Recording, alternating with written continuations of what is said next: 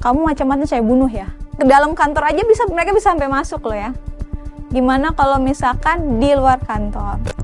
Yang dialami Putri itu motornya disirami darah motor yang dia gunakan, dan itu bukan kejadian sekali, berkali-kali.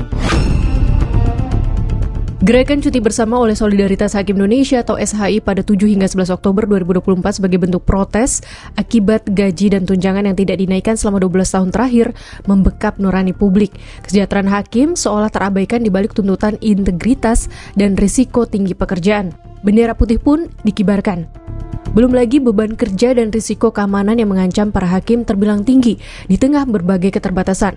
Sebab rasa aman menjamin keputusan adil di antara banyaknya intimidasi dan teror terhadap para hakim ketika menangani sebuah perkara. Begini petikan keluh kesah mereka. Saya ambil contoh di salah satu pengadilan negeri yang berada di provinsi yang berdekatan dengan Papua dan juga Australia.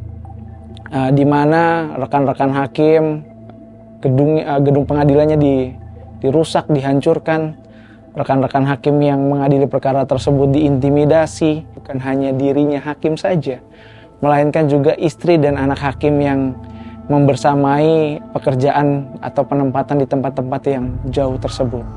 Kalau yang paling ekstrim itu kalau yang di kantor itu yang tadi saya bilang, dikepung, saya nggak ingat itu berapa truk ya.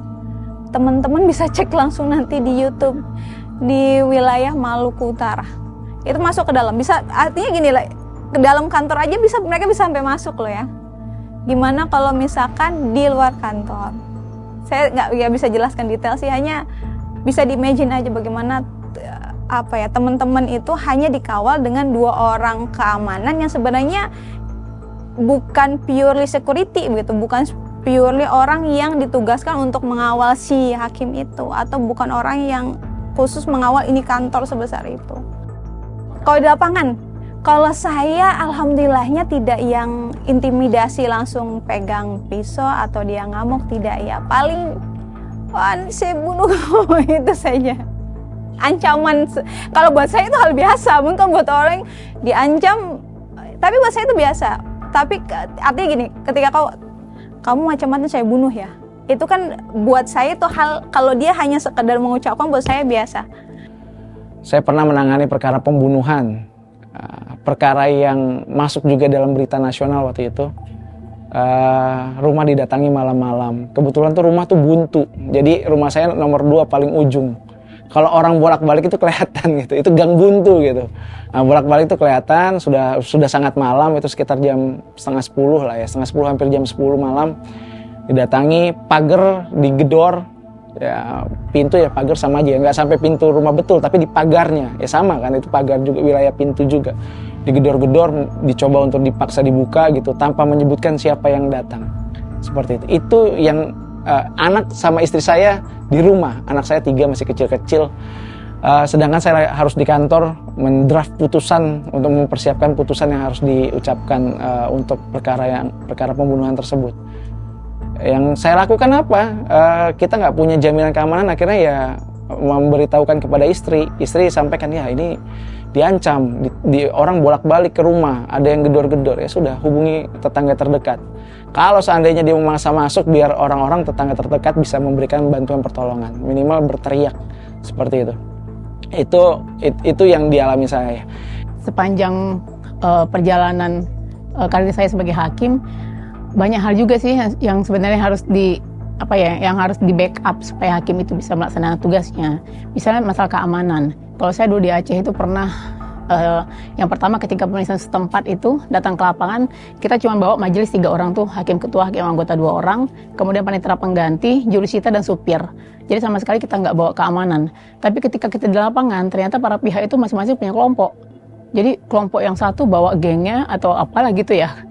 Nampak tuh di belakang itu pisau, parang atau pedang gitu ya. Nampak tuh goloknya, gagangnya. Kemudian ada juga yang pernah ke kantor. Saya waktu itu sore ya, sekitar jam 4 sore. Kebetulan bukan saya majelisnya, tapi ada kawan yang sampai sembunyi di lemari. Ya di lemari pakaian, di lemari toga itu.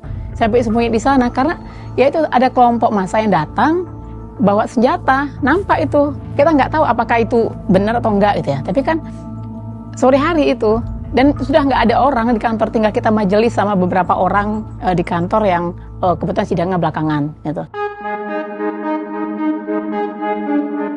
Padahal lembaga yudikatif ini merupakan pilar penyeimbang sebuah negara demokrasi terhadap pilar lainnya yaitu eksekutif dan legislatif.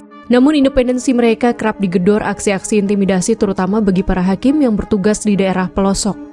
Saya pernah bertugas di wilayah Maluku Utara. Kebetulan wilayahnya kepulauan ya teman-teman. Jadi kami sering sekali sidang menyeberang pulau dan itu bisa sampai beberapa hari. Nah, hal-hal seperti ini kadang membuat kami sedikit khawatir ya, karena sampai di sana kita masuk di lokasi yang terpencil, bukan di kotanya ya, jadi masuk ke kecamatannya lagi, masuknya lagi yang aksesnya jauh banget. Kita nggak tahu kondisi ketika kami berperkara, banyak orang-orang yang kemudian tidak suka begitu. Nah, ini kerap kali menjadi kekhawatiran tersendiri untuk teman-teman di pengadilan agama. Nah, kalau misalnya kita ke sana, itu kan umumnya yang keamanannya itu hanya keamanan dari pihak kepala desanya loh. Jadi bukan ini ya, mungkin bisa jadi kita misalnya minta tolong ke teman-teman dari Polres misalnya, Polsek, tapi kan tidak mungkin tiap hari atau tidak mungkin dalam intensitas tiap minggu begitu. Perkara perceraian ya. Kalau orang udah ngomongin masalah hati nih Bapak Ibu, Masya Allah jangan dipandang sederhana ya. Apapun bisa dilakukan.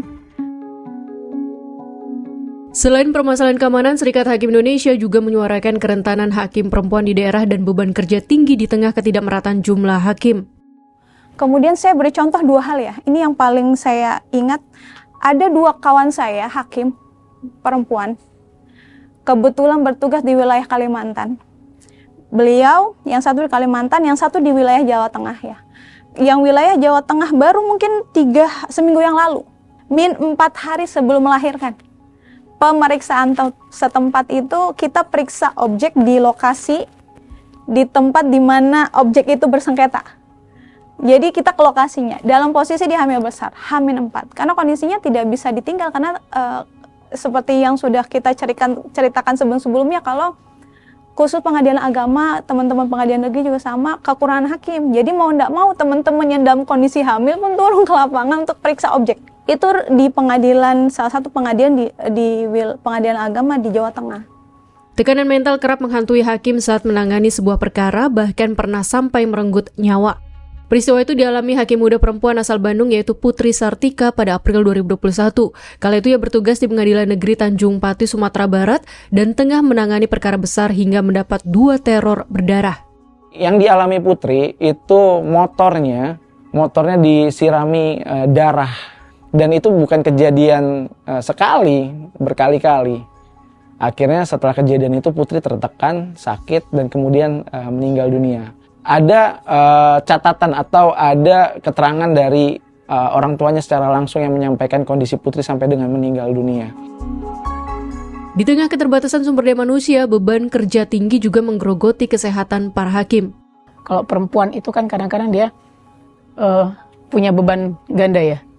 Sebagai ibu rumah tangga satu lagi sebagai orang yang harus memutus perkaranya. Dia harus profesional. Ketika dia di ruangan sidang, dia harus melupakan anaknya, istrinya, suaminya. Untuk urusan rumah tangga dia harus lepas.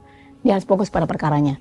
Tapi ketika dia pulang ke rumah, dia diminta untuk melepaskan ini, pekerjaannya itu. Dia harus fokus pada anaknya, pada suaminya. Kadang-kadang pada saat itu bersamaan dia sambil masak mikir tuh, tadi perkara ini gimana ya? Ini apa ya? Kadang-kadang anak, tunggu dulu sebentar gitu ya. Kan hal-hal yang begitu sebenarnya kan menjadi penyebab pemicu stres yang lebih tinggi, rentan kepada hakim-hakim perempuan.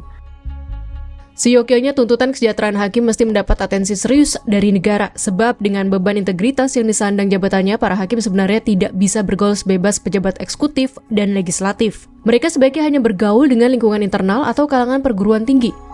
Untuk itu, salah satu upaya penting menjaga integritas hakim adalah memastikan kesejahteraan para yang mulia tersebut terpenuhi. Minimnya kesejahteraan dapat menjadi pintu masuk praktik korupsi. Gaji yang layak setidaknya dapat meminimalkan potensi penyimpangan yang mungkin terjadi.